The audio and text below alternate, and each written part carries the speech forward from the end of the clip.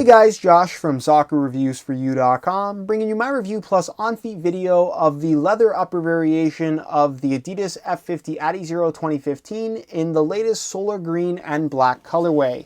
Now inside the box they do include a string bag to go along with the shoes themselves. The string bag is black in color with black strings. It features that ghost print graphic that you're going to find on the shoes printed across the front, your adizero branding in white, the Adidas logo in white on the back, and a ventilated mesh pocket on the back as well. Other than that, all you're going to find inside the box, as you guys can see, are the shoes themselves. So we'll get these guys out of the box really quickly, and we'll take a closer look at the leather version of the 2015 F50. Now in today's video, we're going to be doing a complete overview of the shoe, talking specifically about the leather upper variation and how it differs from the synthetic model, hopefully allowing you to make an easier decision if you are trying to decide between the two different upper variations. And we're just going to go over everything you would possibly want to know about the leather F50 in general. So if you are interested in learning more about this particular shoe, please stick around, watch the entire video. And if you're perhaps interested in a pair of these for yourself, check out the review page on my website. It's the first link down below in the description of this video. On that page, you will find buy it now links with exclusive SR4U coupon codes where you will actually be able to pick these up below their normal retail price. So again, if you're interested in a pair, first link down below in the description, go ahead and check it out. And with that being said, let's get right into the review. When the F50 adizero first came out in 2010, I think it was pretty hard to deny that the leather version of the shoe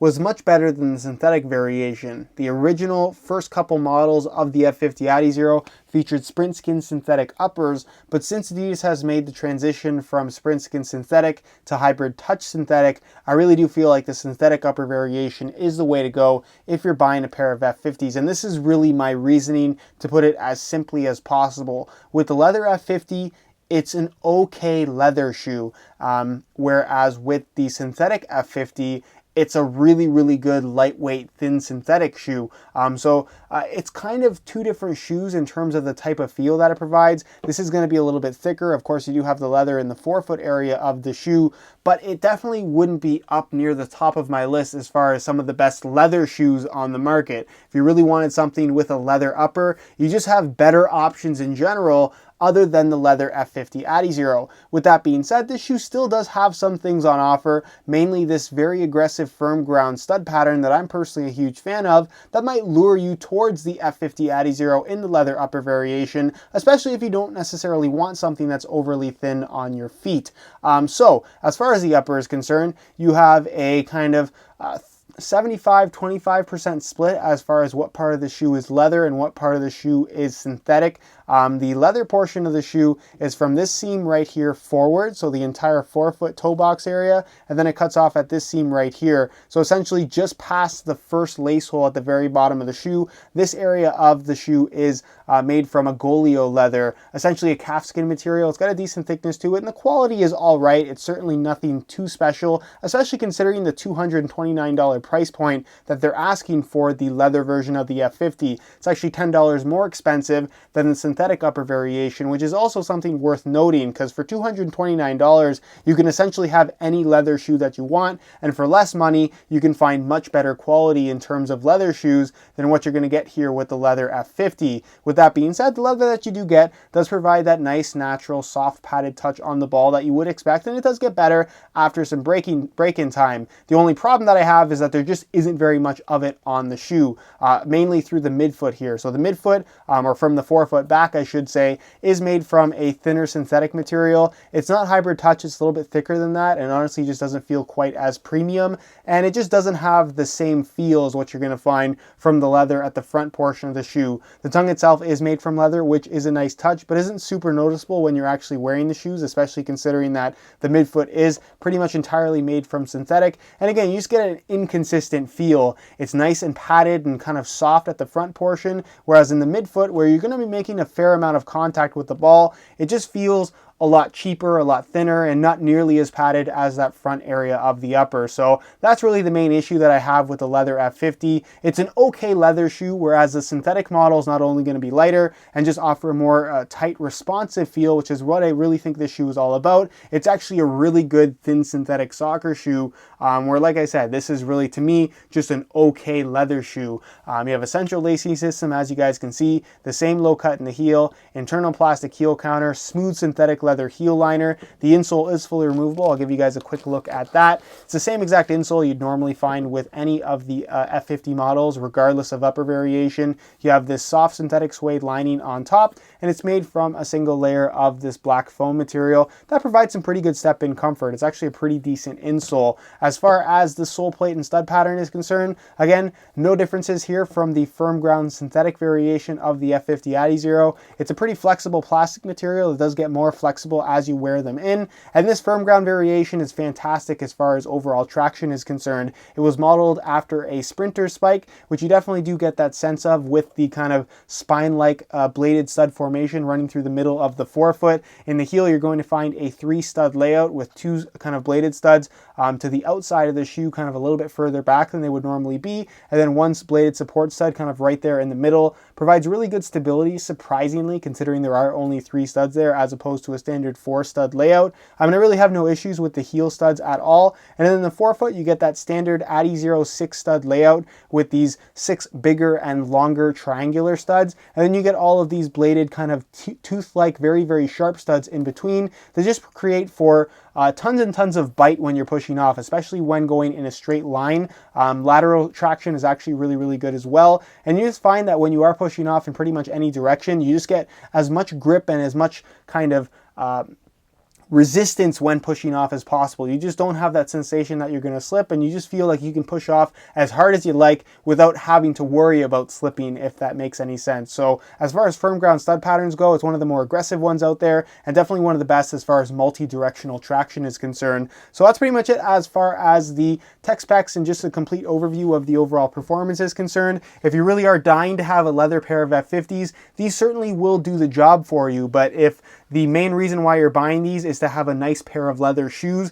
these are nice, but there's much better options out there if leather is what you're going for. Since the leather upper variation is quite a bit different than the synthetic model, there is going to be a difference in weight between the two, which is what we're going to find out right now by weighing them both in real time using this scale. Keep in mind these are both in brand new condition and both the exact same size 9 US, so this is a very fair comparison. We'll start off with the synthetic F50, throw it on the scale, and you can see that they weigh in at 7.2 ounces, the equivalent of 204 grams. So remember those numbers. We'll change the scale back to ounces, pull those off, and throw on the leather upper variation, and you can see that they weigh in at 7.55 ounces. So you're talking about a 0.35 weight difference, 0.35 ounce weight difference between the shoe, the equivalent of 214 grams, which is pretty insignificant if you ask me. You're not going to notice a major difference in weight between these two shoes when they're actually on your feet. The biggest difference in terms of how they feel on feet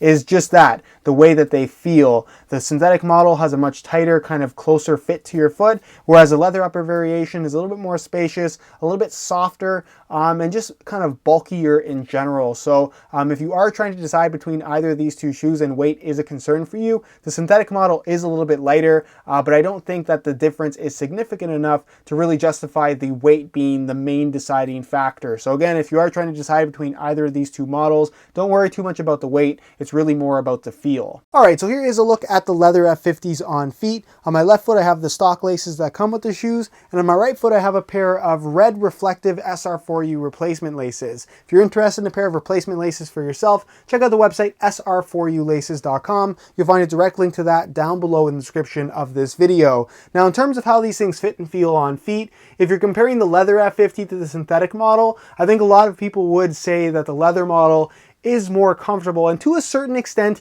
it is if you're just talking about softness. The leather at the front is soft, it's flexible. The type of synthetic that they've used through the midfoot, I would say, is a little bit more cushioned and a little bit more padded overall, but I wouldn't necessarily say that it's the more comfortable option, simply because it's different materials and it makes for a different feel altogether. The synthetic model is tighter, has a closer wrap to your foot, and because of that it does feel a little bit stiffer from right out of the box, but it's just a different type of feel. If you're looking for that thin, lightweight synthetic feel, a very responsive sensation, that's what you get from the synthetic model, whereas The leather version is still a tighter fitting shoe, especially through the midfoot, but you definitely get a much more kind of open sensation in the forefoot where the shoe is actually made from natural leather. So they're comfortable shoes, yes, but not necessarily the type of kind of lightweight, responsive speed boot type sensation that you perhaps might be expecting. As far as the width of the shoe is concerned, they're going to be suitable for most people. It does have a tighter fit through the midfoot, and considering that it is synthetic there, you're not going to get too much stretch out of that portion of the upper,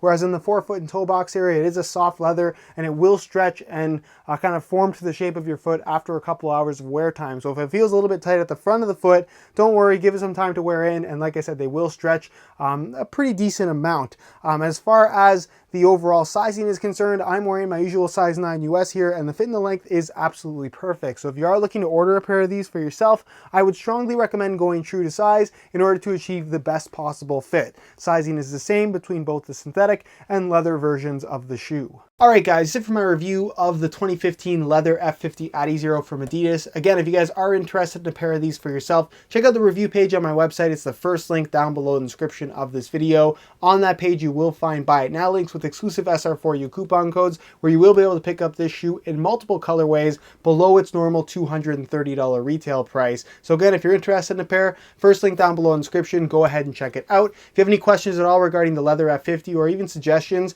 I know that a lot of people have been asking for a leather synthetic F50 comparison video. If that is something that you'd be interested in seeing, let me know down below in the comments. If you enjoyed today's video, found it helpful and informative, be sure to support it with a like. Subscribe if you haven't already for daily videos on all the latest and greatest soccer gear. You can find all my social media information down below in the description as well. And other than that, guys, hope you enjoyed today's video. And as always, thanks for watching.